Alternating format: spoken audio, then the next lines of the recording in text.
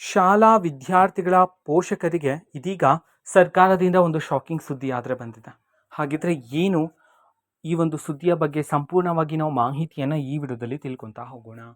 ವಿಡಿಯೋವನ್ನು ಸ್ಟಾರ್ಟ್ ಮಾಡ್ತೀನಿ. ಅದಕ್ಕಿಂತ ಮೊದಲು ನೀವಿನ್ನೂ ನಮ್ಮ ಚಾನೆಲ್ಗೆ ಸಬ್ಸ್ಕ್ರೈಬ್ ಮಾಡದೇ ಇದ್ರೆ ಈ ಕೂಡಲೇ ಚಾನೆಲ್ಗೆ ಸಬ್ಸ್ಕ್ರೈಬ್ ಮಾಡ್ಕೊಳ್ಳಿ ಮತ್ತು ಲೈಕ್ ಮಾಡಿ. ಸೊ ಈಗ ನಾವು ಮಾಹಿತಿಯನ್ನು ತಿಳ್ಕೊತಾ ಹೋಗೋಣ.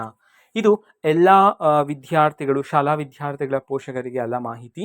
ಯಾರ ವಿದ್ಯಾರ್ಥಿಗಳು ಅಂತಂದರೆ ಸ್ಟೂಡೆಂಟ್ಸ್ಗಳು ಯಾರ್ಯಾರು ಪ್ರೈವೇಟ್ ಕಾಲೇಜಲ್ಲಿ, ಪ್ರೈವೇಟ್ ಸ್ಕೂಲ್ಗಳಲ್ಲಿ ಓದ್ತಿದ್ರೋ, ಸೊ ನಿಮ್ಮ ಪೋಷಕರಿಗೇ ಇದು ಶಾಕಿಂಗ್ ಸುದ್ದಿ ಅಂತಲೇ ಹೇಳ್ಬೋದು. ಯಾಕೆ ಅಂತಂದರೆ ಫೀಸನ್ನು ಪೇ ಮಾಡ್ತಕ್ಕಂಥದ್ದು ಪೋಷಕರೇ ಅಲ್ವಾ. ಇದು ಒಂದು ಶಾಕಿಂಗ್ ಸುದ್ದಿ ಅಂತಲೇ ಹೇಳ್ಬೋದು ಪೋಷಕರಿಗೆ. ಏನು ಅಂತಂದರೆ ಇದೀಗ ಸ್ಕೂಲ್ ಬಸ್ ಇದೆಯಲ್ಲ, ಸ್ಕೂಲ್ ಬಸ್ನ ಫೀಸ್ ಸಪ್ರೇಟ್ ಆಗಿರುತ್ತೆ, ಓಕೆನಾ. ಸೊ ಇದೀಗ ಸ್ಕೂಲ್ ಬಸ್ನ ಫೀಸನ್ನು ಏರಿಕೆ ಮಾಡಲಾಗ್ತಿದೆ ಅಂತ ಹೇಳಿ ಒಂದು ಮಾಹಿತಿ ಆದರೆ ಬಂದಿದೆ.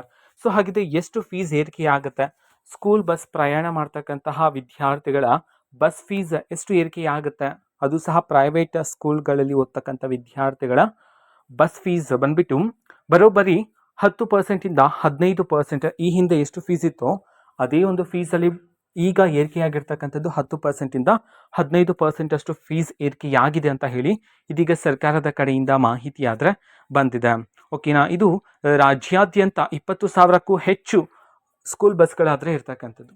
ಸೊ ಅಷ್ಟು ಬಸ್ಗಳ ಫೀಸನ್ನು ಏರಿಕೆ ಮಾಡೋದಕ್ಕೆ ಸಂಬಂಧಪಟ್ಟಂತೆ ಇದೀಗ ಮಾಹಿತಿಗಳಾದರೆ ಬರ್ತಿದ್ದಾವೆ, ಓಕೆನಾ. ಸೊ ಸ್ಕೂಲ್ ಬಸ್ ಫೀಸ್ ಏರಿಕೆಗೆ ಸಂಬಂಧಪಟ್ಟಂತೆ ಇನ್ನೂ ಹಲವಾರು ಮಾಹಿತಿ ಬರಬೇಕಾಗಿದೆ. ಬಂದ ನಂತರ ಆದಷ್ಟು ಬೇಗ ನಾನು ನಿಮಗೆ ಇನ್ಫಾರ್ಮೇಷನನ್ನು ತಿಳಿಸ್ತೀನಿ. ಅದಕ್ಕೋಸ್ಕರ ಚಾನೆಲ್ಗೆ ಸಬ್ಸ್ಕ್ರೈಬ್ ಮಾಡ್ಕೊಳ್ಳಿ. ಮತ್ತೀಗ ನಾವು ಫೇಸ್ಬುಕ್ಕಲ್ಲೂ ಸಹ ಇದೀಗ ವಿಡಿಯೋಸ್ಗಳನ್ನು ಅಪ್ಲೋಡ್ ಮಾಡ್ತಿದ್ದೀವಿ. ಫೇಸ್ಬುಕ್ ಚಾನಲ್ ಲಿಂಕನ್ನು ಡಿಸ್ಕ್ರಿಪ್ಷನ್ ಬಾಕ್ಸಲ್ಲಿ ಕೊಟ್ಟಿರ್ತಾನೆ, ಕ್ಲಿಕ್ ಮಾಡಿಬಿಟ್ಟು ಫಾಲೋ ಮಾಡಿ, ಓಕೆನಾ. So thank you, bye.